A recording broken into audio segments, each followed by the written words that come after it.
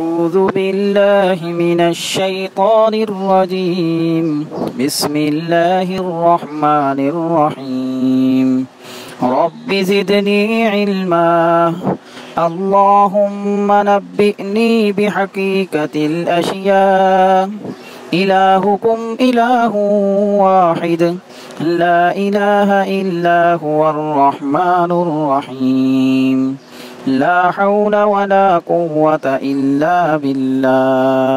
السلام علیکم، میں حکیم محمد طارق جاوید آج خواتین کے ایک اہم مسئلہ رحم میں رسولیوں کے بارے میں آپ سے گفتگو کرنے والا ہوں۔ اسے غور سے سن اور سمجھ لیں۔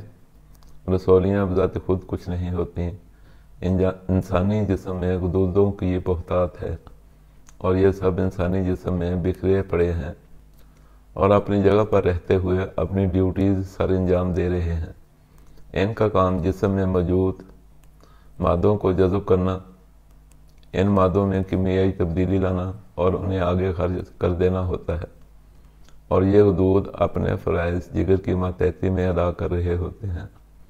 اگر جسم میں گرمی خشکی بڑھ جائے اور کسی بھی مقام کے غدود اپنا فعل سر انجام دینے سے عاجز آ جاتے ہیں، وہ غدود اپنی رطوبات کو جذب تو کرتے ہیں، لیکن ان رطوبات میں کیمیائی تبدیلی لا کر آگے خارج کرنے کے قابل نہیں ہوتے، اور نتیجہ میں ان کا اپنا جسم پھول کر بڑھ جاتا ہے اور اسے رسولی کا نام دے دیا جاتا ہے۔ یہ رسولیاں جسم میں کسی بھی مقام، جلد، دماغ، گردے، حتیٰ کہ خود جگر میں بھی پیدا ہو سکتی ہیں اور ہو جاتی ہیں۔ اگر جگر اور اس کے ماتحت غدودوں کے فضلات کے نظام اخراج کو درست کر دیا جائے تو یہ رسولیاں خود بہت تحلیل ہو جاتی ہیں۔ لیکن فی زمانہ جدید میڈیکل سائنس اپنی ناکامی کو چھپانے کے لیے سرجری کا سہارا لیتی ہے اور ان رسولیوں کو مختلف طریقوں سے بیان کرتی ہے۔ کسی رسولی کو سادہ رسولی اور کسی رسولی کو خبیث رسولی کا نام دیتی ہے۔ اس مقصد کے لیے اس نے بینائن ٹیومر اور ملیگننٹ ٹیومر کی اصطلاحات وضع کر رکھی ہیں۔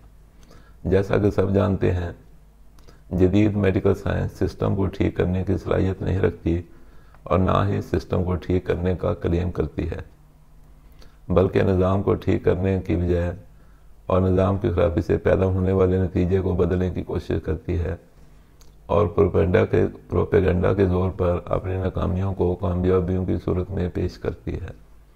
مثلا ان رسولیوں کو ہی لے لیں۔ اگر ان رسولیوں کے پیدا ہونے کی وجہ کو ختم کر دیا جاتا، پرانی رسولی یا رسولیاں بھی ختم ہو جاتی ہیں اور نئی بھی پیدا نہیں ہوتی، بلکہ رسولیوں کے پیدا ہونے کا سلسلہ ہی رک جاتا۔ لیکن نظام کو ٹھیک کرنے کی بجائے سرجری سے رسولی کو رحم، دماغ یا جسم کے کسی بھی حصے سے کاٹ کر نکال دیا جاتا ہے۔ پھر ان رسولیوں کے لیبارٹری سے ٹیسٹ کروائے جاتے ہیں، اور پھر جسم کو ریڈیشنز اور کیمو تھراپی اور نہ جانے کیسے کیسے ظلموں کے حوالے کر دیا جاتا ہے۔ مریض بھی اپنی لا علمی اور جدید سائنس سے متاثر ہو کر اپنے مال اور وسائل اور صحت کی قربانی دے دیتا ہے۔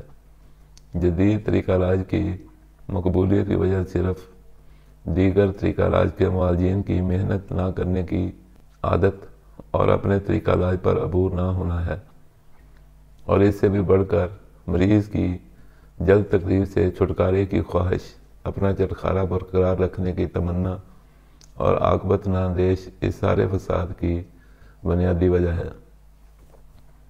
مریض کو اپنا چسکا برقرار رکھنے کی کچھ عارضی مہلت تو ضرور مل جاتی ہے، وہ کچھ سکون کا سانس تو لیتا ہے، لیکن یہ وقفہ سکون کا طویل نہیں ہوتا، دوبارہ پہلے سے بھی بڑے گڑھے میں جا گرتا ہے۔ اگر کوئی ان ٹیومر سے رسولیوں کا علاج کرنا یا سیکھنا چاہے تو ہمارے چینل پر موجود علمی ویڈیوز دیکھ کر اور سن کر علاج کرنے کی پوری استعداد پیدا کر سکتا ہے۔ رسولی خواہ کہیں بھی ہو، غدد جاذبہ کا سکون اس کی بنیادی وجہ ہوتی ہے۔ اس سکون کو توڑنے کے لیے غدد ناقلہ کا فعل تیز کرنے کی ضرورت ہوتی ہے، اور یہ سب کچھ گرم تر سے تر گرم اور تر سرد ادویات اور اغذیات سے بآسانی حاصل کیا جا سکتا ہے۔ اس مقصد کے لیے اغذیہ کی گروپ بندی کے 4 نمبر 5، 6 اور 1 کی اغذیہ اور ادویات سے پرانی رسولی یا رسولیوں سے نجات اور نئی رسولیوں یا ٹیومرز کی پیدائش کو 100% روکا جا سکتا ہے۔ بس کچھ عرصہ کے لیے ذائقے کی قربانی اور اپنی پسندیدہ غذاؤں کو چھوڑنا پڑے گا، اور اگر اس کے ساتھ یہ سادہ سا نسخہ گھر میں ہی بنا کر استعمال کر لیا جائے تو سونے پہ سہاگے والا کام ہو جاتا ہے اور رسولیوں سے یقینی نجات مل جاتی ہے۔ نسخہ نوٹ کر لیں: تخم سرس، اندرجو شیریں، سرد چینی اور نا کیسر۔ ہم وزن لے کر پیس لیں۔ آپ کی دوائی تیار ہے۔ آدھا چائے والا چمچ صبح شام رتن جوت 1 ماشا کے قہوے کے ساتھ صبح دوپہر شام۔ رسولی کا سائز خواہ کتنا بڑا ہو، دنوں میں ختم ہو جاتی ہے۔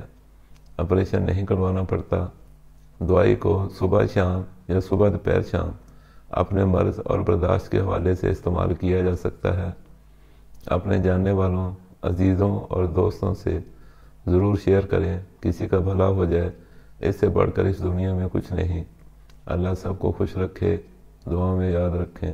والسلام علیکم ورحمۃ اللہ وبرکاتہ۔